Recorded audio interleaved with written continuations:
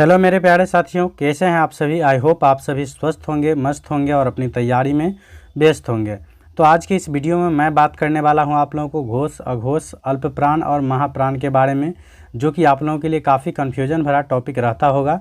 तो आज के इस वीडियो से आप लोगों को जो है ये चारों के बारे में फुल कॉन्सेप्ट मिलने वाला है, जिसके बाद आगे चल कर के जो है आपको कोई भी कन्फ्यूजन नहीं होगा, न घोष अघोष से रिलेटेड, ना ही अल्पप्राण और महाप्राण में। ये हालांकि मतलब 12th में ही पूछा जा सकता था, लेकिन इस बार से देखा है मैंने जो 10th में भी पूछना शुरू कर दिया है, तो इसलिए आप लोगों को इसके बारे में भी जानकारी रखना काफ़ी ज़रूरी है। तो सिर्फ वीडियो को अंत तक देखना है आप लोगों को, मैं कंप्लीट जानकारी दे दूंगा और आज के बाद जो है कोई भी कन्फ्यूजन नहीं होगा। तो चलिए हम शुरू करते हैं बिना किसी देरी के। तो देखिए, पहले है सघोष और घोष। इससे पहले बात करें तो इससे पहले याद रखिएगा, बोला जा रहा है जो संपूर्ण स्वर एवं व्यंजन वर्णों के स्वर तंत्रियों में कंपन के आधार पर दो भागों में बांटा गया है। मतलब स्वर तंत्र में किस प्रकार से कंपन होता है उसके आधार पर पूरा स्वर और व्यंजन को दो भाग में बांटा गया है। एक होता है घोष और दूसरा होता है अघोष। घोष का ही दूसरा नाम है क्या, सघोष, ठीक है ना। तो घोष कहे या सघोष कहे एक ही बात है, और दूसरा है अघोष। तो इन दोनों के बारे में मैं कंप्लीट जानकारी देने वाला हूँ।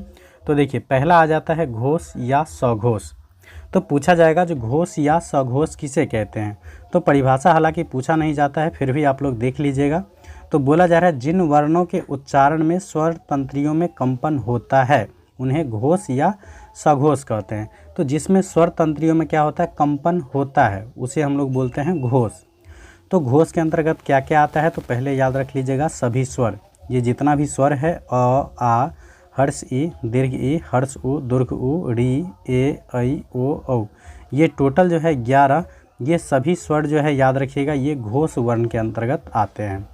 उसके बाद प्रत्येक वर्ग का जो है तृतीय, चतुर्थ एवं पंचम वर्ग आता है। जैसे क ख आप लिखते हैं क, उसके बाद ख, उसके बाद ग, फिर घ और अंग।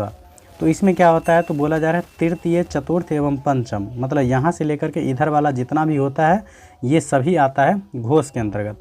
तो देख सकते हैं जैसे ग, घ, अंग, उसके बाद ज, झ, य, उसके बाद ड, ढ, ये सभी क्या आता है घोष के अंतर्गत। और इधर वाला जो हो जाता है आप लोगों को ये आ जाता है अघोष के अंतर्गत, ठीक है। तो याद रखिएगा जो सभी स्वर क्या होते हैं, घोष होते हैं। उसके बाद 5 वाला जितना भी अक्षर है पंचम वर्ण वाला, तो उसमें से तीसरा, चौथा और पाँचवा ये सभी वर्ण जो है क्या होते हैं, तो घोष होते हैं। इसके अलावा जो है याद रखिएगा सभी अंतःस्थ वर्ण और उसके साथ ह। तो अंतःस्थ वर्ण कौन कौन है, तो याद रखिएगा य, र, ल, व, इसके साथ ह। तो इस प्रकार से जब आप टोटल ऐड कीजिएगा तो यहाँ से हो गया स्वर वर्ण 11, यहाँ से हो जाएगा 3, 6, 9, 12, 15, तो इस प्रकार से ये 15, और यहाँ से हो जाता है कितना, 5। तो इसको जब ऐड कीजिएगा तो 5, 5, 10, यहाँ से 20 और 1 की मतलब क्या हो जाता है 21 और 10 31। तो टोटल इस प्रकार से घोष वर्ण की संख्या अगर पूछ लिया जाए तो याद रखिएगा कितना होता है 31, ठीक है। तो ये था संपूर्ण घोष के बारे में, जिसको सघोष भी कहते हैं।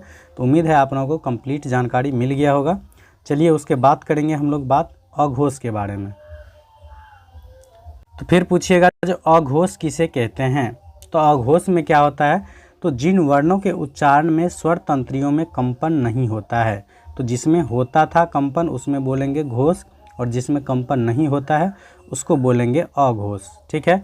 अघोष वर्ण के अंतर्गत कौन कौन आता है, तो इससे पहले मैंने अभी जस्ट बताया है जो क, ख, ग, उसके बाद घ और अंग। इसी प्रकार से लिखिएगा च, छ, ज, झ और य। तो यहाँ से इधर जो तीनों वर्ण आता था, तीसरा, चौथा, पाँचवा, इसको बोला जाता था घोष। तो इधर वाला जो 2 वर्ण बच जाता है इसको बोला जाता है अघोष। तो जितना भी है वर्ग वाला उसमें पहला, दूसरा सभी का क्या होता है, तो ये अघोष के अंतर्गत आता है।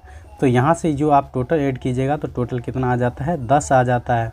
उसके बाद इसमें से क्या है उष्म वर्ण, उस वर्ण में ह चला गया है घोष में, तो इधर बच गया तालव स, मूर्धन स, दंत स, तो ये तीनों। तो इस प्रकार से टोटल जब आप लोग ऐड कीजिएगा तो ये 13 हो जाता है क्या चीज़, तो अघोष। तो मैं उम्मीद करूंगा आप लोगों को घोष और अघोष के बारे में कंप्लीट जानकारी मिल गया होगा। आज के इस वीडियो देख लेने के बाद मुझे नहीं लगता है जो आप लोगों के जीवन में कभी कन्फ्यूजन होगा घोष और अघोष के बारे में। तो अगर वास्तव में कन्फ्यूजन क्लियर हो गया होगा तो आप लोग कमेंट में ज़रूर बताइएगा। बाकी अगर कोई डॉट भी रह गया हो तो उसे भी आप लोग कमेंट के माध्यम से ज़रूर बताया कीजिए, ठीक है। चलिए उसके बाद हम लोग बात करेंगे अल्प प्राण और महाप्राण के बारे में। तो ये है आप लोगों को अल्प प्राण और महाप्राण। तो अल्प प्राण कौन कौन होता है, तो याद रखिएगा इसमें जो है 135, ठीक है। मतलब पहला, तीसरा और पांचवा अक्षर पे जो भी आता है उसको बोलेंगे अल्प प्राण। जैसे देख सकते हैं क, ग, अंग। उसके बाद दूसरा और चौथा नंबर पे जो आता है उसको बोलेंगे हम महाप्राण, ठीक है। परिभाषा याद रखने की कोई ज़रूरत नहीं है, सिर्फ ऑब्जेक्टिव पूछ लिया जाता है।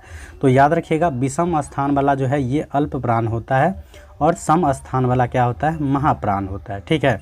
अल्प प्राण में और एक्स्ट्रा याद रख लीजिएगा जो अल्प प्राण के साथ उष्म वर्ण आते हैं, सॉरी उष्म नहीं, ये क्या हो जाता है अंतःस्थ वर्ण।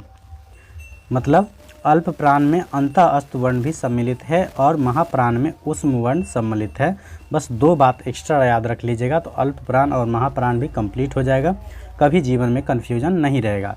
तो उम्मीद करता हूँ याद रह जाएगा आप लोगों को।